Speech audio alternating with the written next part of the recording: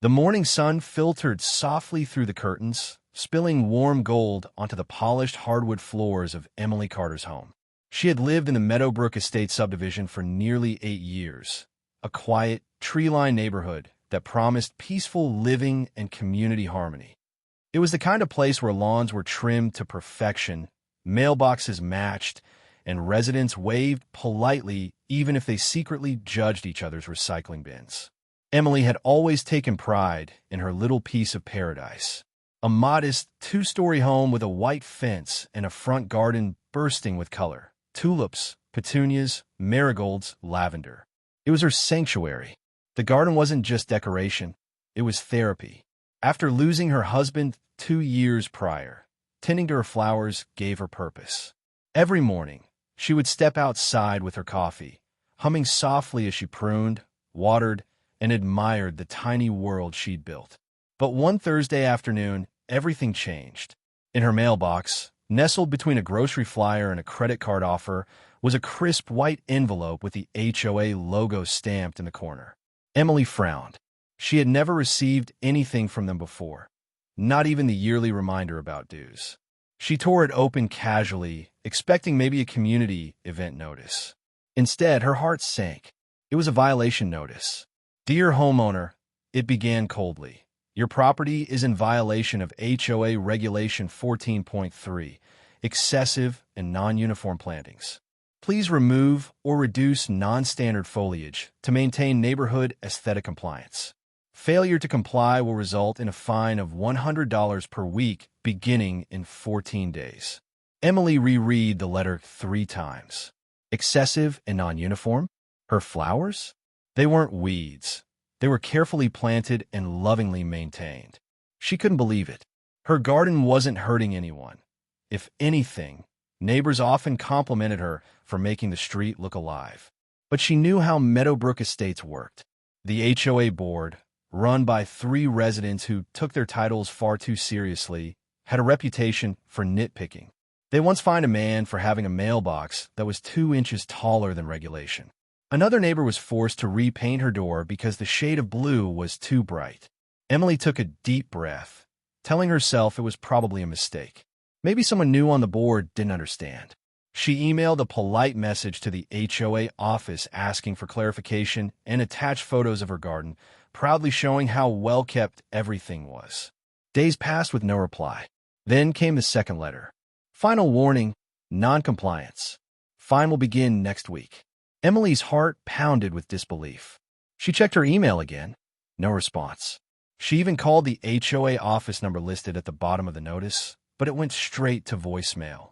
She left a message explaining her situation, trying to sound calm, but there was no call back. By the following Monday, a yellow slip appeared taped to her front door. Notice of fine initiation. $100 per week until rectified. Something inside Emily shifted that day. She stood in her garden, looking at the vibrant reds, yellows, and purples swaying gently in the afternoon breeze. The same flowers that had brought her comfort were now a violation. The absurdity of it burned through her frustration and hardened into resolve. Fine her for flowers? Fine her for beauty? If that was how they wanted to play it, then she would give them something truly worth fining. That night, as the sun dipped below the horizon, Emily sat at her kitchen table with her laptop. Her search history quickly filled with words like fast-growing tropical plants, climate-resistant palm trees, large-leaf ornamental species, and DIY irrigation systems. She took notes, made sketches, and drafted a plan that started as defiance but evolved into something bigger, an act of rebellion wrapped in vines and blossoms. The next morning, she drove to every nursery and garden center within a 50-mile radius. Truckloads of plants followed her home: banana trees, bird of paradise, ferns, monstera, bamboo, everything lush and dramatic she could find. Her neighbors watched in confusion as deliveries piled up on her driveway. Within a week, her modest flower garden began transforming into something wild, vibrant, and utterly mesmerizing. She dug trenches for irrigation, built raised beds, and lined her fence with trellises for climbing vines. Her once tidy yard became a living canvas of green chaos. Passers-by slowed down just to look. Children pointed. Even a few neighbors secretly admired the transformation, though most were too afraid to say so. But the HOA noticed too, and they were not pleased. Emily received another notice, this time accusing her of unauthorized landscape modification. She laughed when she read it. The letter didn't threaten, it begged. Please contact the HOA office immediately to discuss compliance. It was too late for that. Every morning, Emily woke up earlier, determined to make her yard more extravagant. She installed small water features, added solar lights, and even set up a misting system to give the plants a rainforest glow. The sound of trickling water mixed with the rustle of palm leaves. It was serene, exotic, and completely out of place in the pristine uniformity of Meadowbrook Estates. What started as revenge was becoming art. But as word spread through the neighborhood, the whispers grew louder. Some residents loved it. Others complained it didn't fit the community aesthetic. The HOA board scheduled an emergency meeting, and Emily's name was at the top of the agenda. Yet she didn't back down.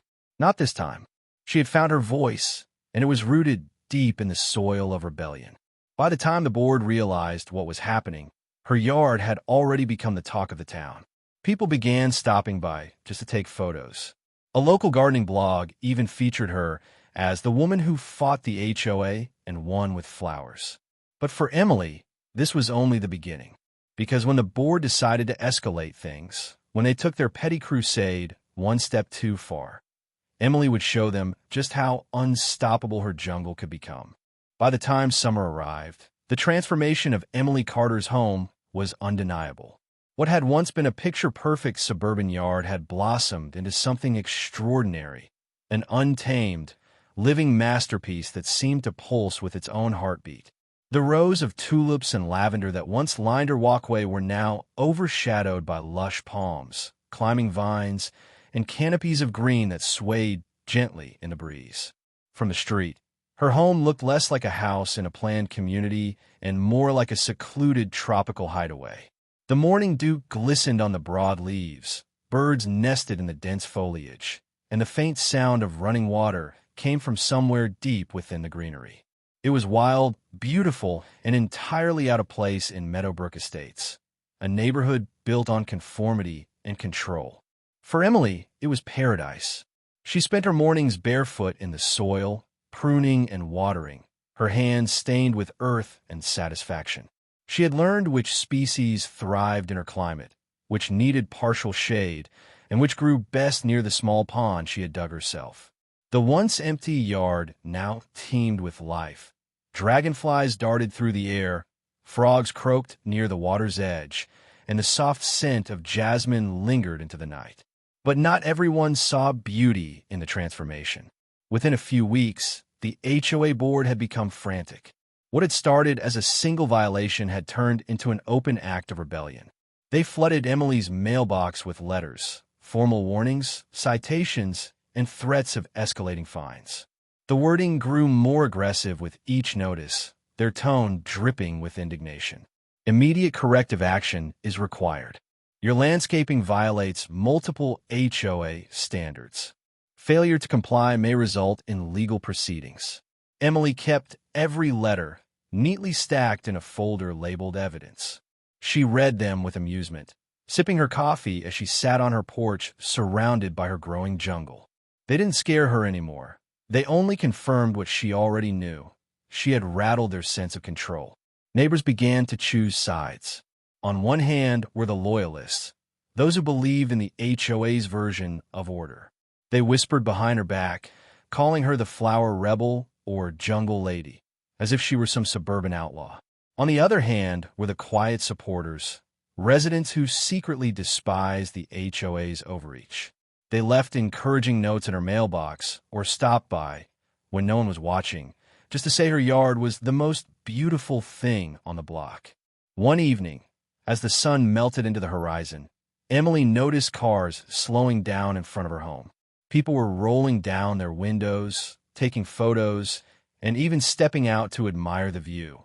A few asked if they could walk through the garden, and though she was cautious, she welcomed them with a proud smile.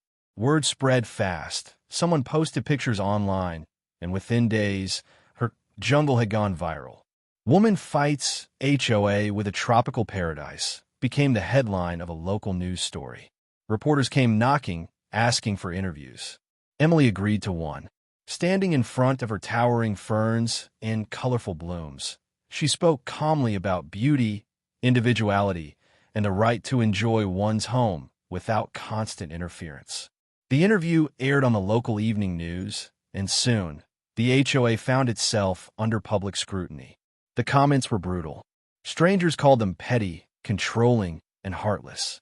Viewers praised Emily for her creativity and courage, calling her a symbol of peaceful resistance. For a brief moment, it felt like she had won. But the HOA wasn't finished. Behind closed doors, the board began plotting its next move.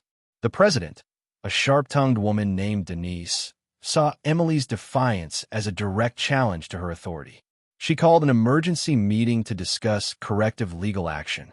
Within a week, Emily received another certified letter, this one more serious than the rest. It claimed she was in violation of 5 separate regulations, including disrupting neighborhood aesthetics and creating an unsafe environment. The HOA demanded full removal of her landscaping within 30 days, or they would seek enforcement through civil court. Emily felt her stomach twist when she read it. This wasn't just about flowers anymore. It was about power. They wanted to make an example of her, to show every resident that no one could challenge their control. That night, she walked through her garden slowly, the moonlight glimmering off the leaves. The air was thick and humid, carrying the scent of night-blooming jasmine. She ran her fingers through the tall grass and realized something profound. She didn't care about winning in their system. Her victory was already rooted in the soil around her. Still, she wasn't naive. She knew that if they took her to court, she'd need proof that her garden was not a nuisance, not a hazard, and certainly not against any law that truly mattered. So, she began to document everything. She took photos daily, tracking the growth, the wildlife, and the cleanliness of the space. She recorded the absence of pests or damage. She even consulted a local horticulturist who wrote a letter praising her garden for its environmental benefits, pollinator support, water efficiency, and biodiversity. Emily gathered statements from supportive neighbors and saved every interaction she had with the HOA. Weeks passed, and the jungle only grew thicker. The HOA sent inspectors, who stood at the edge of her driveway like tourists afraid to enter a rainforest. They snapped pictures, scribbled notes, and left in silence. But something unexpected began happening. The air around Emily's home seemed cooler. Birds that had never been seen in the area started nesting in her trees. Bees thrived, butterflies danced between flowers, and the soil grew rich with life. Her little act of rebellion had accidentally created a micro-ecosystem. Local environmentalists caught wind of the story and praised her efforts. Some even began petitioning the city to protect the garden as a community green zone. Emily couldn't believe it. What had started as defiance was turning into a movement. The HOA, however, saw it differently. To them, Emily was a threat, a symbol of everything they feared: individuality, independence, and public support. And when public support started to shift in her favor, they made their next, most desperate move yet. Late one evening, after a heavy rainstorm, Emily returned home to find muddy tire tracks across her lawn. Her gate was ajar. Several plants near the edge of her yard had been ripped out, trampled. The night smelled of wet soil and betrayal. Emily stood at the edge of her once pristine jungle, her shoes sinking into the mud. The rain had just stopped, but its aftermath was chaos: trampled plants, broken stems, overturned pots. Several of her most delicate orchids were crushed beneath tire tracks that cut deep into the earth. Her heart pounded as she followed the path of destruction up her driveway and toward the fence, where the gate now hung crooked on one hinge. Someone had been here. Her first thought was disbelief, followed quickly by fury. She knelt beside a crushed fern, fingers trembling as she lifted what was left of its torn leaves. This wasn't an accident. No storm could leave behind clean tire marks or snapped bamboo stakes. This was deliberate. The jungle she had spent months building, Her labor of love and defiance had been violated. Emily's mind raced as she looked around, scanning the shadows between the towering plants. Her garden lights flickered weakly, reflecting off puddles and glistening leaves. The damage wasn't total, but it was symbolic. Whoever did this wanted to send a message. And deep down, she already knew who it was. The HOA, or someone acting on their behalf. The next morning, sunlight revealed the full extent of the destruction. Dozens of plants had been uprooted and tossed aside.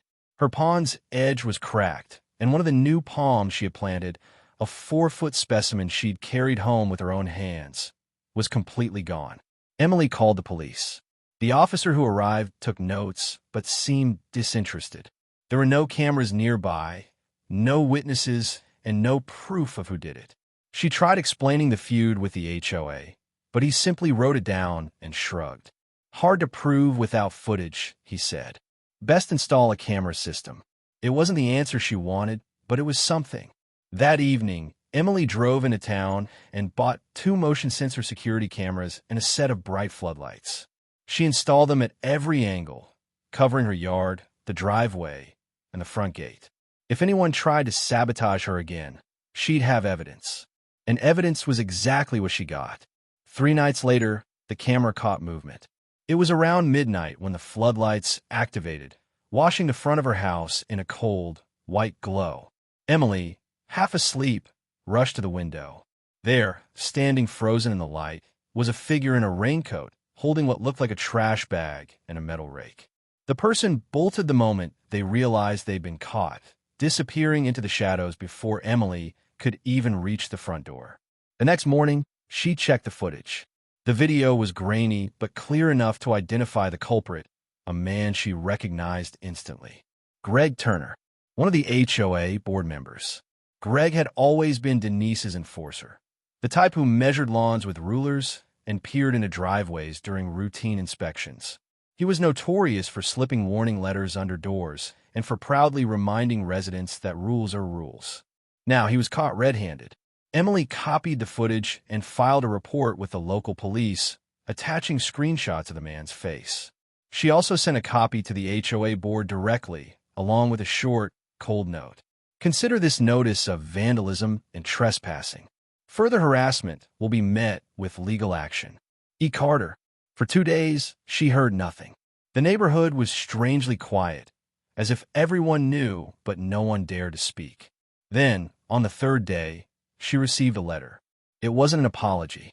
It was another violation notice, claiming that her new lights and cameras violated HOA aesthetic standards. Emily laughed out loud when she read it. They were doubling down. Even after being caught trespassing, the board was still trying to intimidate her. But this time, they had no idea what they were walking into. She forwarded the letter and the security footage to the local news station that had previously covered her story. Within 24 hours, they aired a follow-up segment titled, HOA harasses homeowner, board member caught on camera. The clip spread faster than anyone expected. People were outraged. The HOA's reputation, already bruised, was now in free fall. Viewers flooded the HOA's Facebook page with angry comments, calling for resignations and investigations. Local officials began asking questions. The fallout was immediate. Greg Turner resigned from the board within a week, citing personal reasons. Denise, the HOA president, released a carefully worded statement denying any involvement, claiming Greg had acted independently. But no one believed her. Meanwhile, Emily's home had become a symbol of resistance. Strangers began leaving small potted plants at her doorstep with notes that read things like "Keep growing" and "Your garden gives us hope." Local gardening clubs invited her to speak about native plants and eco-friendly landscaping. What started as a war had evolved into a community movement. But not everyone celebrated. Late-night knocks began to echo through her quiet home, soft, rhythmic taps on her door that vanished when she turned on the porch light. Anonymous letters appeared in her mailbox, full of insults and threats. She suspected they were from a few HOA loyalists who blamed her for the board's humiliation. Still, Emily refused to back down. She reinforced her gate, upgraded her camera system, and added even more plants, focusing now on height and density. Her yard grew wilder, thicker, more impenetrable. By midsummer, her home looked like something out of a dream or a fantasy novel. The jungle had taken over. The vines climbed the porch rails, ferns lined the walkway, and the sound of the small pond's waterfall could be heard from halfway down the street. What had once been a quiet suburban house was now a monument to defiance. But victory was never that simple. A month later, a new letter arrived, this time not from the HOA, but from the county zoning department. It claimed her unauthorized landscaping modifications violated local environmental ordinances and that her property would be subject to an inspection. The HOA had escalated again, this time dragging the local government into their war. As Emily read the notice, she realized the fight wasn't over. It had simply shifted to a new battlefield. And this time, she would need to do more than grow plants. She would need to outsmart the system entirely. The jungle had survived the rain and sabotage. Now it would have to survive bureaucracy. The letter from the county sat on Emily's kitchen counter like a silent threat. Its official seal and formal tone carried a different kind of weight, colder, bureaucratic, and harder to fight. This wasn't a petty HOA fine or a neighbor's complaint. This was government involvement, summoned at the hands of those who couldn't stand to lose. For a long while, she simply stared at it. Her morning coffee had gone cold, untouched. Outside, the jungle shimmered under the sun, leaves swaying as if nothing had changed. But inside, Emily could feel the tension curling in her stomach. The letter wasn't just a warning, it was a promise. An inspection had been scheduled for the following week. The HOA had found their new weapon, the County Code Enforcement Office. In the following days, Emily prepared meticulously. She went through her folders, every photo, every receipt, every expert opinion she had gathered. She contacted the horticulturist again, asking for a signed statement verifying that her garden complied with state and environmental regulations. She even reached out to an environmental nonprofit that had recently shared her story online. To her relief, they agreed to send a representative on the day of the inspection. She wasn't going to let the HOA twist the truth. The morning of the inspection was hot and windless. The sky hung heavy with humidity, and the scent of jasmine filled the air.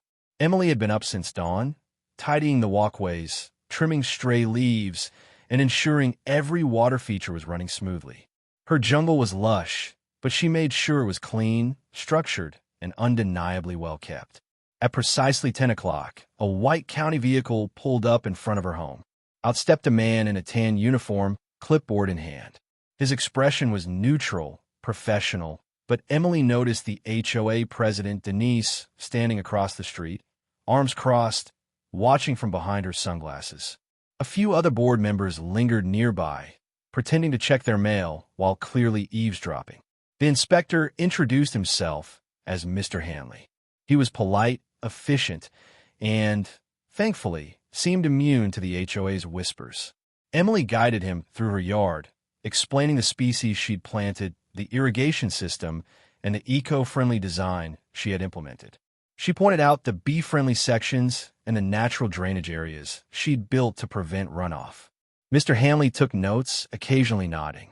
When he reached the pond, he crouched down, testing the water clarity and observing the filtration system. "This is actually impressive," he murmured, more to himself than to her. Emily didn't respond. She just watched as Denise shifted uncomfortably across the street.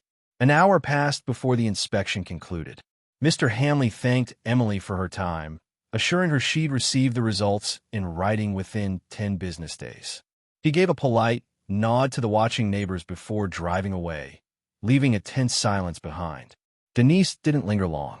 She turned sharply and marched down the street, phone in hand, already plotting her next move. Days turned into a week, then 10 days. The waiting was unbearable. Emily tried to stay calm, keeping herself busy with pruning and watering, but each time the mail carrier approached, her heart jumped. When the letter finally arrived, she tore it open on the spot. It was short and clear. Following a thorough inspection, no violations of county environmental or zoning ordinances were found. Landscaping is compliant with local regulations. Emily exhaled a long, trembling breath. Relief flooded her chest like sunlight breaking through clouds. She wasn't just vindicated, she was officially, legally in the right. That evening, she stood on her porch and watched the sunset bathe her jungle in gold. The cicadas sang, the pond gurgled softly, and for the first time in weeks, she felt peace. But it didn't last. 2 days later, another letter appeared in her mailbox. This one wasn't from the county. It was from the HOA's legal representative. A formal notice of pending civil action accusing her of defamation, property devaluation, and harassment of board members. They were suing her. Emily almost laughed. It was absurd, desperate, and cruel. After losing every petty battle, they were now trying to weaponize the law itself. The letter claimed that her interviews and public posts had damaged the reputation of the HOA and that her outlandish landscaping had reduced nearby property values. They demanded she remove all non-standard vegetation and issue a public apology or face a lawsuit. For a few moments, Emily felt something she hadn't in months: fear. Not of the plants or the board, but of the exhaustion, the endless fight, the paperwork, the meetings, the surveillance. She had spent so long standing her ground that she hadn't realized how much of her life had become about defending it. But then she looked out her window again. The wind moved through the leaves in slow waves. Her garden was alive, breathing, unstoppable. And so was she. She reached out to a local attorney known for fighting HOA abuse. His name was Mark Dawson, and his reputation preceded him: sharp, composed, and relentless. After reviewing her case and the mountain of documentation she'd collected, he smiled and said, "They don't have a case. They're bluffing." With Mark's help, Emily filed a countersuit, alleging harassment, trespassing, vandalism, and emotional distress. She attached the video evidence of Greg Turner, the letters, the anonymous threats, and the footage of her being targeted repeatedly despite full compliance with every law. Word spread quickly. The HOA board was officially being sued by one of their own residents. Local news outlets picked up the story again, this time framing it as the HOA that pushed too far. Public opinion turned entirely against them. Residents from other communities began sharing their own stories online, inspired by Emily's resilience. At the next HOA meeting, barely a dozen people showed up, most of them furious at the board. Several demanded resignations. Denise tried to speak, but her words were drowned out by shouts of "enough" and "we're done with this nonsense." By the end of that month, 2 board members had resigned. Denise, however, refused to step down. She doubled down, calling Emily's jungle an eyesore and a rebellion against community unity. Emily didn't attend that meeting. Instead, she spent the evening under her canopy of palms, listening to the rain fall gently through the leaves.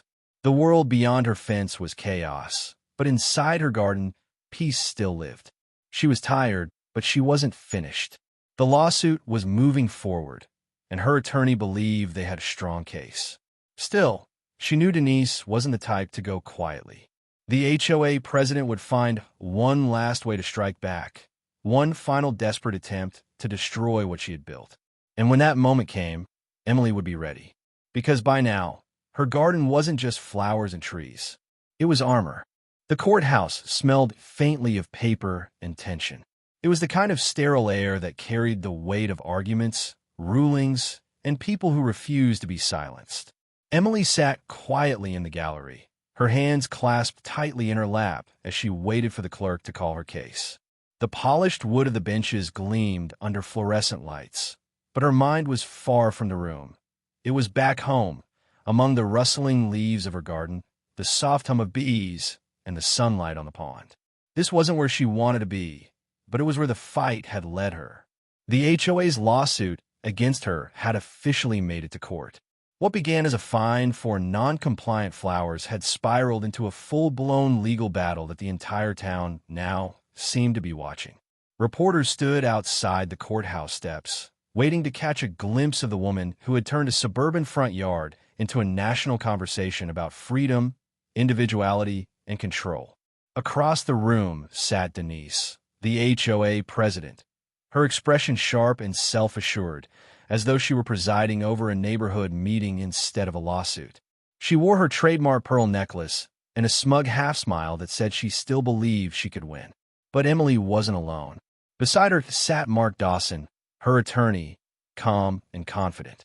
He had spent weeks preparing the case, stacking files, evidence, and statements that painted a clear picture of harassment and abuse of authority.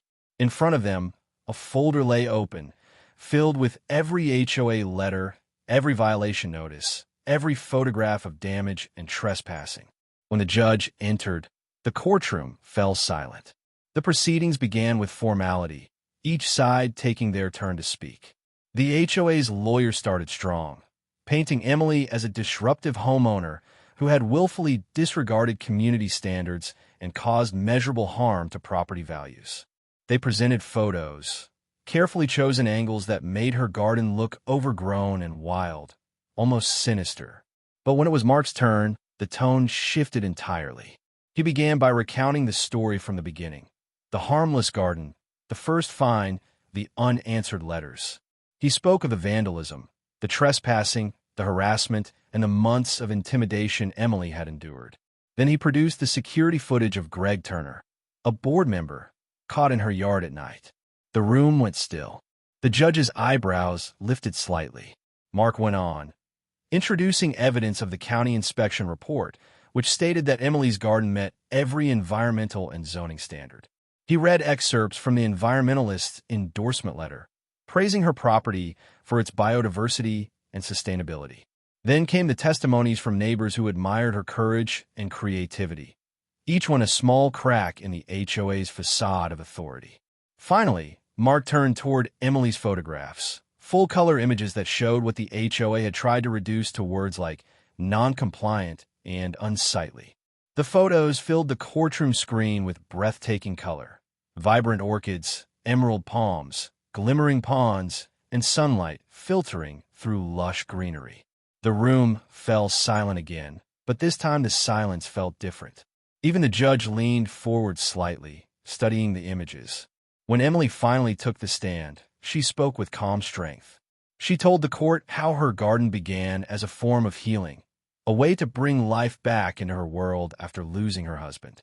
She explained how the HOA's bullying had turned her peaceful hobby into a battlefield. And then, softly but firmly, she said, "I didn't build a jungle to defy them. I built it because I refused to let anyone tell me beauty didn't belong here." The judge didn't interrupt. No one did. By the time closing arguments arrived, the tension had drained from the room, replaced by quiet understanding. The HOA's lawyer repeated the same tired phrases about rules and uniformity, but the words sounded hollow. Denise sat stiffly, glaring at Emily across the room, realizing, perhaps for the first time, that her control was slipping away. The judge called a short recess before delivering a decision. Emily stepped outside, breathing in the crisp autumn air. Reporters clustered near the steps, cameras flashing, microphones outstretched. She didn't speak to them. She simply looked down the street at the trees, shedding their leaves, and thought of home, her garden, her sanctuary. When court resumed, the ruling came swiftly. The judge dismissed the HOA's claims entirely, citing lack of evidence and abuse of power. He went further, admonishing the board for overstepping their authority and harassing a homeowner who was fully compliant with both county and environmental regulations. He then approved Emily's countersuit to proceed, ordering the HOA to pay damages for emotional distress and property destruction, pending further review. It was a victory, not just for her, but for everyone who had ever been bullied by the illusion of neighborhood authority. Denise's composure finally cracked. Her lips tightened as the judge's words echoed through the courtroom. When the session ended, she rose abruptly, ignoring the cameras and whispers that followed her out the door. Emily remained seated for a moment longer, absorbing the reality of it all. It was over, or at least the hardest part was. Outside, reporters swarmed her with questions, flashes blinding her momentarily. But she wasn't angry anymore. She wasn't vengeful. She was free. She smiled gently and said only, "I just wanted to grow something beautiful." The story hit the evening news again, this time under the headline, Homeowner Wins Landmark Case Against HOA Over Garden Dispute. Commentators praised her courage, calling her victory a turning point in the ongoing debate about homeowners' rights and HOA overreach. Within days, her inbox flooded with messages, some from strangers, others from homeowners across the country, thanking her for standing up. The hashtag #LetItGrow trended online. People began sharing photos of their own gardens, tagging her name and calling her the jungle lady who won. As for Meadowbrook Estates, the board faced mounting pressure. 2 more members resigned, and Denise eventually disappeared from the presidency altogether, replaced by a younger, more moderate resident who promised to bring balance back to the community. Emily didn't attend any of the following meetings. She didn't need to. The jungle had spoken for her. Back home, she spent her evening under the canopy once more, surrounded by the sounds of her creation. The pond bubbled softly, frogs croaked, and fireflies drifted through the humid air. Her garden, her rebellion, her refuge, had survived every storm thrown at it. But as she leaned back in her chair, she couldn't shake one lingering thought. Denise might be gone, the lawsuit might be won, but the HOA wasn't finished yet. There was still something unresolved, one final twist waiting just beyond the horizon.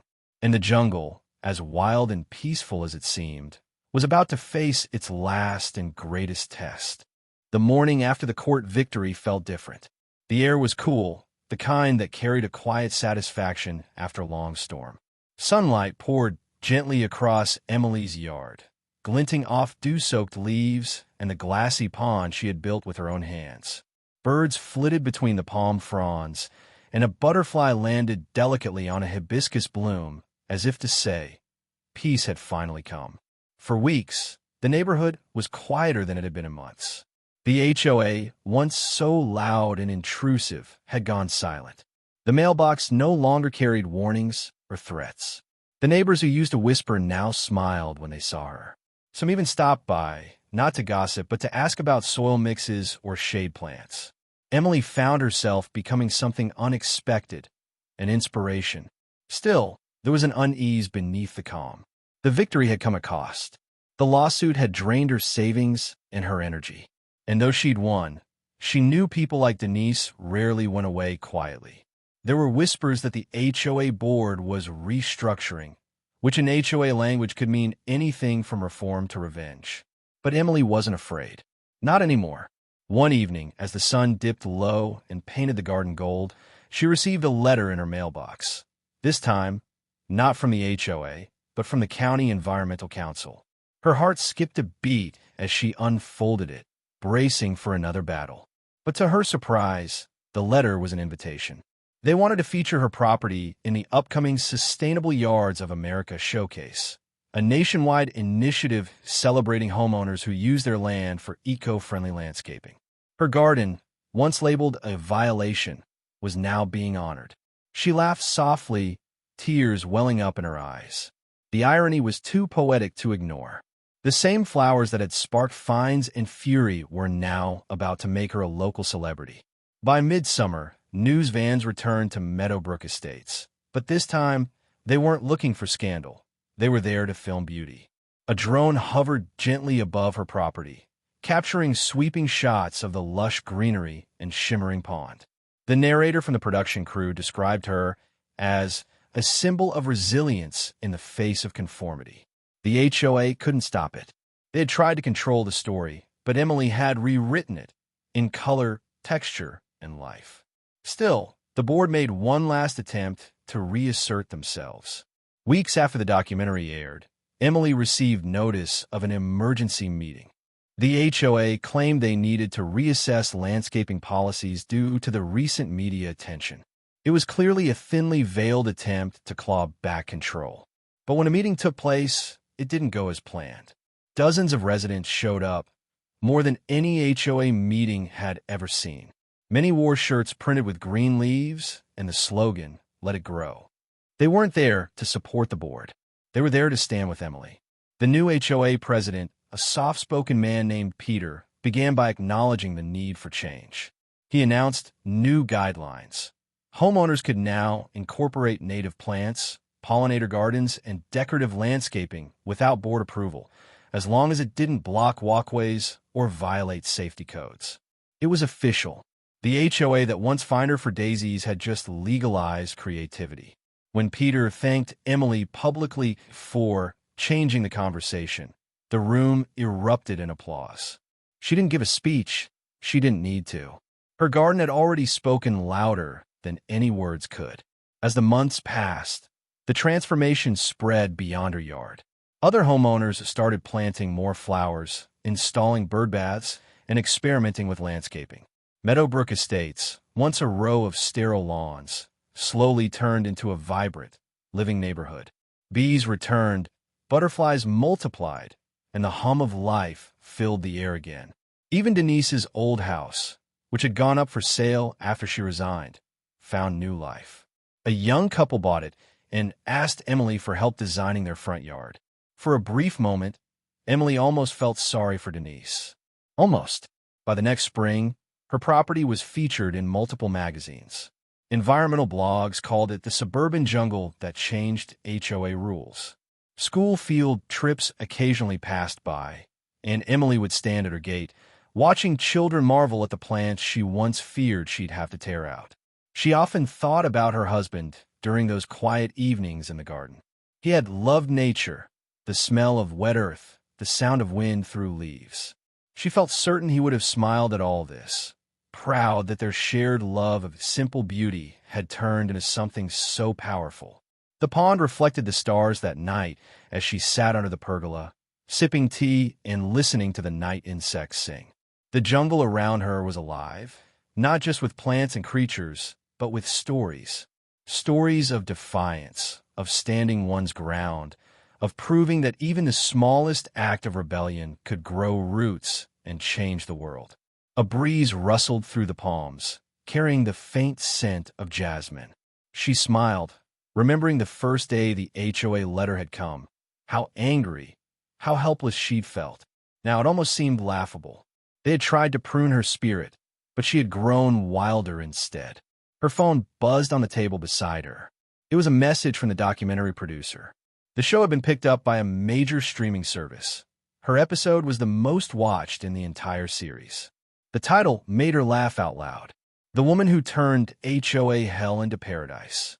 As the camera crews prepared to return for a follow-up special, Emily looked out over her jungle, its leaves whispering in the dark.